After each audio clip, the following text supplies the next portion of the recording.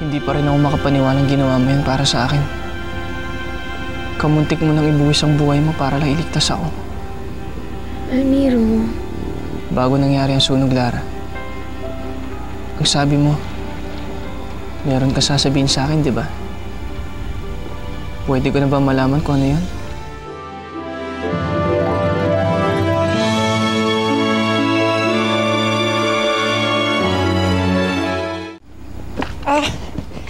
Eto na yung gamot to para sa mga sugat mo.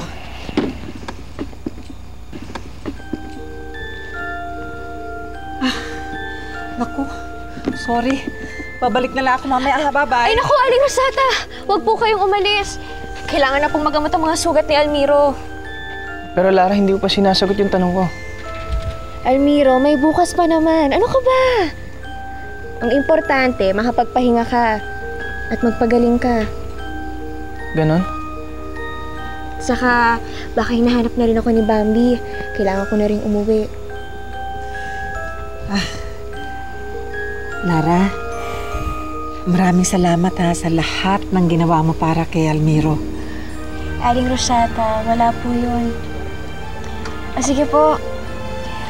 Almiro, mauna na ako. Sige. Mag-iingat ka, ha? Ako na lang maghahatid sa'yo. Sige ho.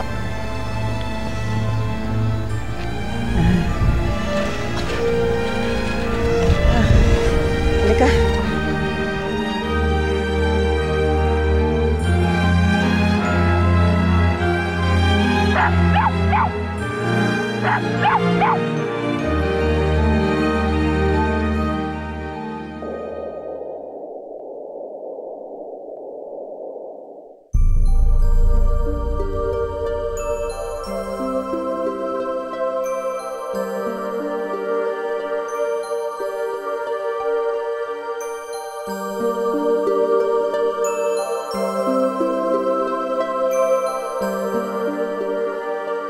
Hindi ako pwedeng sumuko.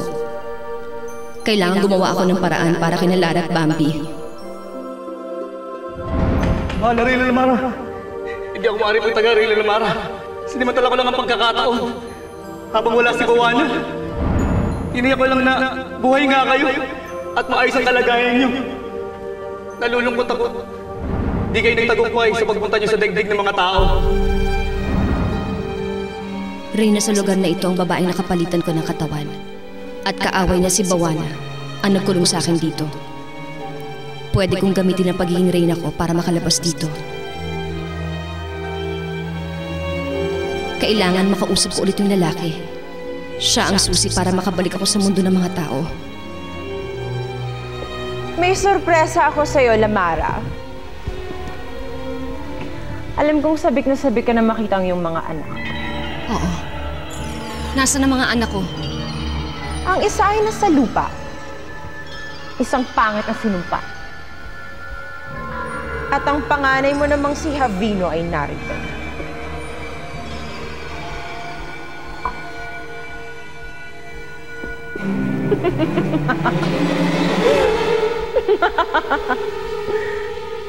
Ginawa ko siyang palaka.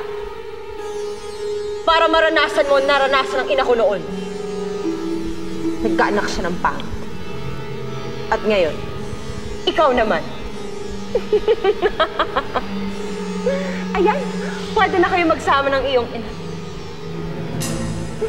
Kaya nga lang, isa na siyang palaka. Sana magkaintindihan pa rin kayo.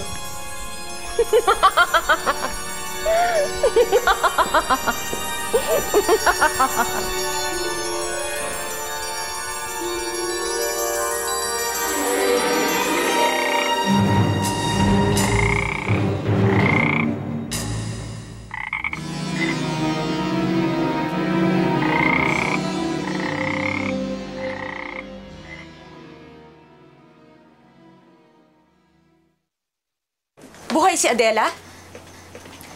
Oo. Nagbalik na talaga ang salot ng makupang.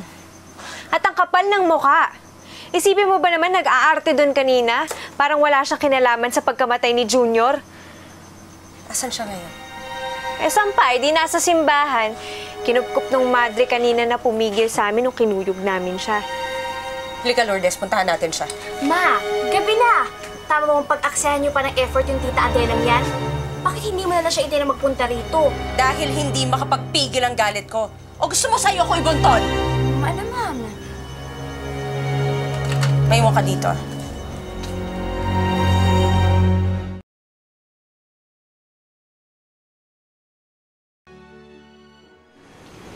Paano ko ba sasabihin sa batang ito na hindi naman ako ang kanyang tunay na ina? Nakatawa lang ng kanyang ina ang nasa akin, pero ang alaala ko, ang puso ko, at ang buong pagkatao ko ay hindi sa kanyang ina. Hindi ka nila maiintindihan, Reyna Lamara. Lalo ka lamang mahihirapan. Ano bang nararapat kong gawin? Manatili ka muna sa batang yan. Sigurado ako, babalik din ang kanyang ina. At kapag nangyari yon, maaali niya ng pagparitin ang inyong katawan upang bumalik sa dati ang lahat.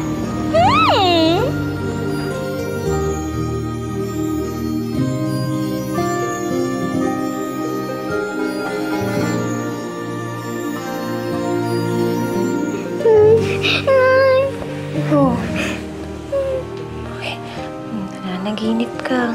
Hindi po, Nay. Ang akala ko na wala na naman kayo. Ang akala ko iniwan niyo na naman kami. Nay, hindi muna ako matutulog para po hindi kayo mawala sa paningin ko. Pero mukhang pagod ka na eh. Kailangan mo magpahinga. Talaga pong pagod na ako. Si Tia Maya po kasi, lagi kami pinagtatrabaho nung wala kayo. Parati kami sinasaktan ni Ate Lara. Parati kami pinagmamalapitan. Bakit? Hindi ko po alam eh.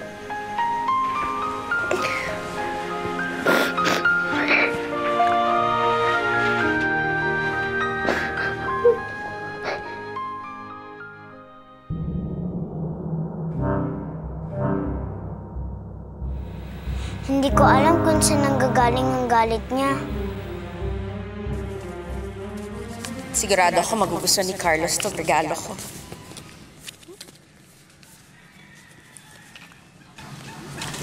Bigay ko para sa'yo. Bakit ikaw magre-regalo sa akin eh? Ikaw itong may birthday.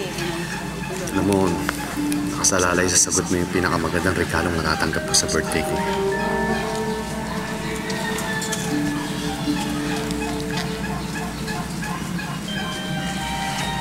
Anong ibig sabihin nito? Dela, will you marry me? Mga walang iya kayo? Mayang. Kahit kailan talaga napakalandi mo. Lahat na lalaki gusto mo ang mapunta sa'yo. Pati ba naman si Carlos? Saka ikaw, ha? Kapal na mukha mo. Pinaniwala mo kung gusto mo ako. Mayang kasalanan ko. Pinakiusapan ko si Carlos na ilihim muna sa iyo ang relasyon namin kasi alam kong tututol ka eh. Sinabi ko sa kanya na kung pwedeng kaibiganin ka muna, hulihin ang loob mo. Para kung sakaling dumating ang panahon na ganito, magiging masaya ka para sa amin.